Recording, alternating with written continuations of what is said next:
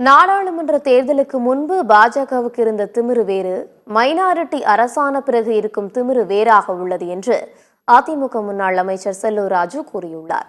மதுரை ரயில் நிலையம் அருகே SDTU தொழிற்சங்க மதுரை மண்டல சார்பில் உழைப்பாளர் உரிமை மீட்பு மாநாடு நடைபெற்றது.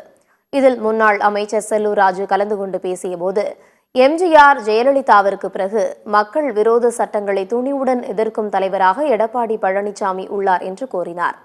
தமிழகத்தில் திமுக பரம்பரை ஆட்சி நடத்தி வருவதாகவும் அவர் தெரிவித்தார். நாடாளுமன்ற தேர்தலுக்கு முன்பு பாஜகவுக்கு இருந்த திமிரு வேறு, மைனாரிட்டி அரசான பிறகு இருக்கும் திமிரு வேறாக உள்ளது என்றும் செல்லூர் ராஜு விமர்சித்தார். சிறுபான்மை மக்களை அடக்கிவிட முடியாது என்று எச்சரிக்கும் மாநாடாக SDTU தொழிற்சங்க மாநாடு திகழ்கிறது என்றும் அவர் கூறினார்.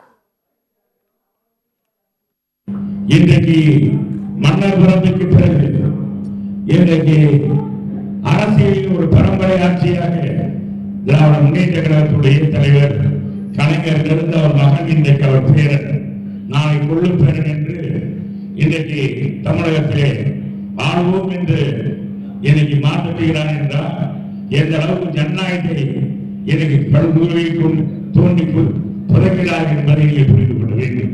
இன்னைக்கு தேர்தலுக்கு முன்பாக இருந்த பாரதிய ஜனதாவை தேர்தலுக்கு பின்பாக இருக்கின்ற பாரதிய ஜனதாவுடைய திமிர் வேறு என்பதை நீங்கள் புரிந்து